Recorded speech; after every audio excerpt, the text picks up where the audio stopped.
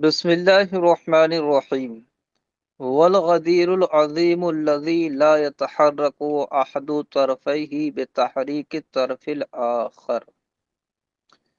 یہاں سے مصنف علیہ رحمہ بڑے حوض کا مسئلہ بیان کرتے ہیں۔ فرماتے ہیں وہ بڑا حوض جس کا طول و عرض اتنا ہو کہ اگر اس کے ایک کنارے کے پانی کو درمیانی حرکت کے ساتھ ہلایا جائے تو دوسرے کنارے کا پانی متحرک نہ ہو۔ ایسے بڑے حوض میں اگر کسی ایک جانب ایک کنارے نجاست پڑ جائے تو دوسرے کنارے سے وضو کرنا بالاتفاق بلا شبہ جائز ہے۔ آگے سمجھ میں، اتنا بڑا حوض، اتنا بڑا تالاب کہ اگر اس کے ایک کنارے کے پانی کو درمیانی حرکت کے ساتھ ہلایا جائے تو دوسرے کنارے کا پانی اس حرکت سے متحرک نہ ہو، وہ نہ ہلے، وہاں تک حرکت کا اثر نہ پہنچے۔ تو ایسے بڑے تالاب اور حوض کے ایک جانب اگر نجاست پڑ جائے تو دوسری جانب سے وضو کرنا، غسل کرنا بالاتفاق بلا شبہ جائز ہے۔ وجہ کیا ہے؟ فرماتے ہیں وجہ اس کی یہ ہے کہ جب وہ اتنا بڑا ہے کہ ایک جانب اور ایک کنارے پر پانی کو ہلایا جا رہا ہے تو اس کی حرکت پانی کی دوسری جانب نہیں پہنچ رہی ہے، تو ایک جانب اگر نجاست پڑ جائے تو اس کا اثر دوسری جانب تو بدرجہ اولا نہیں پہنچے گا، اس لیے کہ نجاست کے سرایت کرنے کے بالمقابل حرکت کا سرایت کرنا یہ زیادہ تیز اور زیادہ سخت ہوتا ہے۔ تو جب حرکت اس دوسری جانب نہیں پہنچ رہی ہے تو نجاست کا اثر تو بدرجہ اولا نہیں پہنچے گا۔ جب دوسری جانب نجاست کا اثر نہیں پہنچے گا تو اس جانب سے وضو اور غسل کرنا بلا شبہ جائز رہے گا۔ اب میں نے درمیانی حرکت کا نام لیا، وہ اس لیے لیا کہ اصل میں حرکت کون سی ہو، کس حرکت سے پانی کو ہلایا جائے، اس بارے میں ہمارے ائمہ ثلاثہ کے اقوال و نظریات مختلف ہیں۔ امام اعظم علیہ الرحمہ کا موقف اور امام ابو یوسف کا ایک قول یہ ہے کہ یہاں غسل کی حرکت کا اعتبار ہے، یعنی اگر ایک بندہ ایک کنارے کھڑے ہو کر غسل کرے اس حوض کے اندر جا کر پانی میں تو اس کی حرکت دوسری جانب نہ پہنچے، پانی کے ہلنے کی حرکت دوسری جانب نہ پہنچے، اس کے پانی ہلانے سے دوسری جانب کا پانی نہ ہلے۔ ٹھیک ہے، انہوں نے غسل کی حرکت کا اعتبار کیا ہے، لیکن امام ابو یوسف کا موقف یہ ہے کہ ہاتھ کی حرکت کا اعتبار ہے کہ اگر ایک جانب کے پانی کو ہاتھ سے ہلایا جائے تو دوسری جانب کا پانی نہ ہلے، یہ معتبر ہے۔ اور امام محمد علیہ رحمہ وضو کا اعتبار کرتے ہیں کہ ایک کنارے پر آدمی وضو کرے تو وضو سے جو حرکت اس کنارے پر ہو اس کا اثر دوسری جانب نہ پہنچے، اس حرکت سے دوسری جانب کا پانی متحرک نہ ہو، یہ معتبر ہے۔ تو تین قول ہو گئے نا، ایک میں غسل کی حرکت کا اعتبار امام اعظم کا موقف، امام یوسف علیہ رحمہ کا موقف کہ ہاتھ کی حرکت کا اعتبار، اور امام محمد علیہ رحمہ کا موقف وضو کی حرکت کا اعتبار، اور ہر ایک کے پاس وجہ بھی ظاہر ہے۔ امام اعظم علیہ رحمہ کے قول کی وجہ یہ ہے، آپ فرماتے ہیں کہ اس طرح کے بڑے حوض میں غسل کی حاجت وضو کی حاجت سے بڑھ کر ہوتی ہے، کیونکہ وضو تو ہم کسی چھوٹے لوٹے سے یا کسی چھوٹی جگہ میں بھی کر سکتے ہیں، لیکن غسل کے لیے ہمیں بڑا پانی چاہیے ہوتا ہے، تو ایسے حوضوں میں غسل کی حاجت وضو کی حاجت سے بڑھ کر ہوتی ہے، لہذا غسل کی حرکت کا اعتبار کیا جائے گا۔ امام محمد علیہ رحمہ کے قول کی وجہ ظاہر ہے کہ اگرچہ غسل کے لیے بڑا حوض درکار ہے مگر کثیر الوقوع ایسے حوضوں میں وضو ہی کرنا ہے۔ عام طور پر مساجد میں، مہمان خانوں میں حوض بنے ہوتے ہیں، ان میں جا کر لوگ گھس کر نہاتے نہیں ہیں بلکہ ان سے پانی لے کر دوسری جگہ نہاتے ہیں، ان کے کنارے بیٹھ کر اگر کرتے ہیں تو لوگ زیادہ تر وضو کرتے ہیں، تو وضو کی حادث زیادہ ہے۔ اور امام ابو یوسف علیہ رحمہ کے قول کی وجہ یہ ہے کہ غسل اور وضو یہ وقتی چیزیں ہیں کہ جب انسان کو حاجت پیش آئے گی تبھی کرتا ہے وہ، بخلاف ہاتھ کی حرکت کہ یہ کسی خاص وقت کے ساتھ یا خاص حاجت کے ساتھ متعلق نہیں ہے، بلکہ انسان وضو یا غسل کی حاجت ہو تب بھی ہاتھ سے حرکت کرتا ہے، اور پانی وغیرہ لینے کی، اس سے پانی پینے کی حاجت ہو تب بھی ہاتھ سے حرکت کرتا ہے، تو ہاتھ کی حرکت کا اعتبار ہوگا۔ تو تین الگ الگ نظریات ہیں اور تینوں کی الگ الگ وجہ ہیں، لیکن اس میں فتویٰ اور آگوں کے لیے آسانی اس میں ہے کہ مطلقاً درمیانی حرکت کا اعتبار کیا جائے، نہ بہت آہستہ سے پانی ہلایا جائے، نہ اس میں بالکل جو ہے پودا پھاندی مچا دی جائے، بلکہ درمیانی طریقے پر اس کو ہلائیں اور پھر دیکھیں کہ دوسری جانب اس کا اثر پہنچتا ہے یا نہیں۔ اگر پہنچ جاتا ہے تو وہ چھوٹا حوض ہے، اور نہیں پہنچتا ہے تو وہ بڑا حوض ہے، اور اس کے احکام وہ ہے جو یہاں مذکور ہے۔ اب رہ گیا یہ کہ بھئی اس کی اگر ہم پیمائش کرنا چاہیں، کم سے کم کتنے طول اور عرض میں ہو جس کو ہم غدیر عظیم یا بڑا حوض کہہ سکیں، کتنے طول و عرض میں ہو، کتنی لمبائی چوڑائی ہو اس کی، تو بعض فقہاء اکرام نے اس کی لمبائی چوڑائی 100 ہاتھ بیان کی، 10 ہاتھ وہ چوڑا ہو اور 10 ہی ہاتھ لمبا ہو، جس کو ہم داہ درداہ کہتے ہیں، یا 10 بائی 10 کا حوض کہتے ہیں۔ 10 بائی 10 جب ہم کرتے ہیں تو وہ 100 بن جاتا ہے، 10 کو آپ 10 سے گڑا کریں گے تو 10 دام 100 ہوتا ہے، تو طول و عرض ملا کر اس کا 100 ہاتھ ہو۔ اور ہاتھ کون سا، یہ نہیں کہ بالشت سے ناپ دیا، کرباس کپڑا جس گز سے نپتا ہے، یعنی انگلی کے ناخون سے لے کر کوہنی تک، انگلی کے ناخون سے لے کر کوہنی تک کا جو حصہ ہے جس کو ذراع کہتے ہیں، اتنی مقدار، اتنے ہاتھ سے جب اس کو ناپا جائے تو طول و عرض ملا کر 100 ہاتھ بیٹھے، یعنی 10 ہاتھ لمبا اور 10 ہاتھ چوڑا، اتنے عرض میں ہو۔ اگر اتنے طول و عرض میں ہے تو وہ بڑا حوض ہے،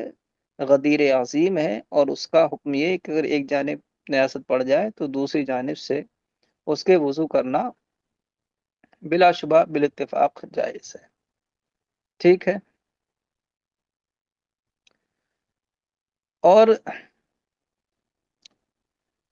کتنا گہرا ہو، تو گہرائی کے بارے میں فرمایا کہ کم سے کم اتنا گہرا ہو کہ جب ہم اس کے کسی جگہ سے ایک چلو پانی اٹھائیں تو چلو کے نیچے کی زمین ظاہر اور منکشف نہ ہو، کم سے کم اتنا گہرا ہو۔ اگر اتنا کم پانی ہے کہ چلو اٹھایا اور چلو اٹھاتے وقت اس کے نیچے کی زمین ظاہر ہو گئی تو وہ نجاست کے پڑنے سے ناپاک ہو جائے گا، کہ اب وہ اگرچہ طول و عرض اس کا کافی ہے لیکن وہ ماء کثیر نہیں کہلائے گا۔ آگے سمجھ میں؟ یہ تو ہو گیا اصل مسئلہ۔ اور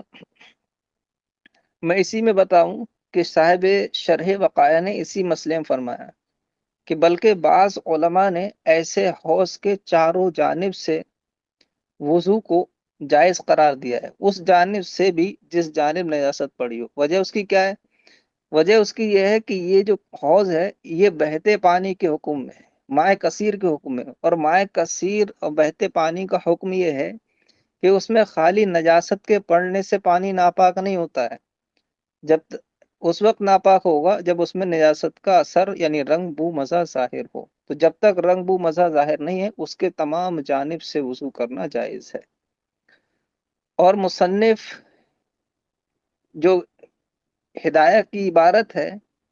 اس میں جو کہا کہ ایک جانب نجاست پڑ جائے، اذا وقعت نجاست فی احد جانبی جاز الوضو من الجانب الاخر، کہ جب ایک جانب نجاست پڑ جائے تو دوسرے جانب سے وضو کرنا جائز ہے، اس کا محمل یہ ہے کہ یہ بات تب ٹھیک ہے جبکہ جس جانب نجاست پڑی ہے اس جانب میں نجاست کا اثر ظاہر ہو جائے، رنگ بو مسا، تب صرف دوسری جانب سے جائز ہوگا۔ لیکن اگر ابھی اس کا کچھ ظاہر نہیں ہوا ہے، وہ خالی نجاست ایسے ہی ہے، تو اس تمام جانبوں سے وضو کرنا بالاتفاق جائز ہوگا۔ ٹھیک ہے، اب میں نے مسئلہ پورا واضح کر دیا ہے، اب میں اس کا ترجمہ کرتا ہوں، آپ اس کو دیکھیے۔ والغدير العظيم الذي لا يتحرك أحد طرفيه بتحريك الطرف الآخر إذا وقعت نجاسة في أحد جانبيه جاز الوضوء من الجانب الآخر، اور وہ بڑا حوض کہ جس کے دو کناروں میں سے ایک کنارہ متحرک نہ ہو دوسرے کنارے کو ہلانے سے، اذا وقعت نجاست فی احد جانبیہ، جب اس کے کسی جانب نجاست پڑ جائے تو وضو جائز ہوگا دوسری جانب سے۔ کیوں؟ لأن ظاہر ان نجاست لا تصل الیہ، اس لیے کہ ظاہر یہ ہے کہ نجاست اس جانب تک نہیں پہنچے گی۔ کیوں نہیں پہنچے گی؟ اذ اثر التحریکی فی السرائط فوق اثر النجاست، اس لیے کہ سرایت کرنے میں حرکت کا جو اثر ہے وہ نجاست کے اثر سے بڑھ کر ہے۔ تو جب حرکت کا اثر نہیں پہنچا تو نجاست کا اثر تو بدرجہ اولا نہیں پہنچے گا۔ ثم عن ابی حنیفۃ انہ یعتبر التحریک بالاغتسال، پھر امام اعظم علیہ رحمہ سے روایت یہ ہے کہ آپ غسل کی حرکت کا اعتبار فرماتے ہیں۔ وہ قول ابی یوسف، اور یہ ہی امام ابی یوسف کا ایک قول ہے۔ وعنہ، اور امام ابو یوسف علیہ رحمہ سے دوسری روایت یہ ہے کہ تحریک بلیت، کہ ہاتھ کی حرکت کا اعتبار ہے۔ وعن محمد بالتبضی، اور امام محمد علیہ رحمہ کی روایت یہ ہے کہ وضو کی حرکت کا اعتبار ہے۔ ووجہ الاول، پہلے کی وجہ یعنی جس میں غسل کی حرکت کا اعتبار کیا ہے اس کی وجہ، ووجہ الاول، اور پہلے قول کی وجہ یہ ہے کہ ان الحاجۃ الیہ فی الحیاض اشد منها الی التبضی، کہ حوضوں میں غسل کی حاجت یہ وضو کی حاجت سے سخت تر اور بڑھ کر ہے۔ وبعضهم قدروا بالمساحۃ عشرا فی عشر بذراع الکرباس توسعۃ الامر علی الناس، اور بعض فقہا نے اس کی پیمائش کو متعین کیا ہے 10 بائی 10 کے ساتھ، کپڑے کے عرض کے مطابق، کپڑے کے گز کے مطابق، توسعۃ للامر علی الناس، لوگوں پر معاملے کو آسان اور اس میں گنجائش اور وسعت پیدا کرنے کے لیے۔ وعلیہ الفتویٰ، اور اسی قول پر فتویٰ ہے، یعنی اب ہلا ہلا کر نہیں دیکھیں گے ہر ایک حوض کو، ہر ایک تالاب کو ہلا ہلا کر دیکھنے کی ضرورت نہیں ہے، اس کی پیمائش دیکھ لو، اگر 10 بائی 10 یا اس سے زیادہ ہے تو وہ بڑا حوض ہے، بڑا تالاب ہے، اور اس کا وہی حکم ہے۔ تو اس میں آسانی ہو گئی نا، اب ہر حوض کو ہلا کر نہیں دیکھنا پڑے گا۔ اور اسی پر ہمارے فقہا نے فتویٰ دیا کہ اگر وہ 10 بائی 10 ہے، یعنی 100 اس کا طول و عرض ہے، چاہے 10 بائی 10 مل کر ہو، یا 20 بائی 5 مل کر ہو، یا 4 بائی 25 مل کر ہو، بہرحال اس کا طول و عرض کا پورا رقبہ 100 ہاتھ بیٹھ جائے تو وہ غدیر عظیم ہے، ٹھیک ہے۔ وعلیہ الفتویٰ، اور اسی پر فتویٰ ہے۔ والمعتبر فی العمق ان یکون بحال لا ينحصر بالاغتراف هو الصحیح، اور گہرائی میں معتبر یہ ہے کہ پانی ایسا ہو کہ چلو لینے سے نیچے کی زمین منحصر اور منکشف نہ ہو، وہ صحیح، یہی صحیح ہے۔ وقولہ فی الکتاب جاز الوضوء من الجانب الاخر، اور صاحب قدوری کا جو قول ہے کتاب کے اندر کہ دوسری جانب سے وضو جائز ہے، اشارتن، یہ اشارہ ہے، الی انہ ینجس موضع الوقوع، کہ نجاست پڑنے سے جہاں نجاست پڑی ہے پڑنے کی جگہ ناپاک ہو جائے گی۔ میں نے بتا دیا کہ ناپاک اس وقت ہوگی جبکہ رنگ بو مزہ اثر ظاہر ہو، جیسے کہ آگے امام یوسف کی روایت یہ خود ہی نقل کر رہے ہیں کہ خالی پڑھنے سے ناپاک نہیں ہوگا جب تک کہ نجاست کا اثر اس میں ظاہر نہ ہو۔ الی انہ ینجس موضع الوقوع، اس سے اشارہ ہے اس جانب کہ نجاست پڑنے کی جگہ جو ہے وہ ناپاک ہو جائے گی۔ وعن ابی یوسف، اور امام ابی یوسف علیہ رحمہ سے روایت یہ ہے کہ انہ لا ینجس، کہ وہ نجاست پڑنے کی جگہ ناپاک نہیں ہوگی، الا بظہور النجاست فی، مگر اس میں نجاست کے ظاہر ہونے سے، یعنی جب ظاہر ہوگی تب ناپاک ہوگی وہ جگہ، کل مائل جاری، بہتے پانی کی طرح۔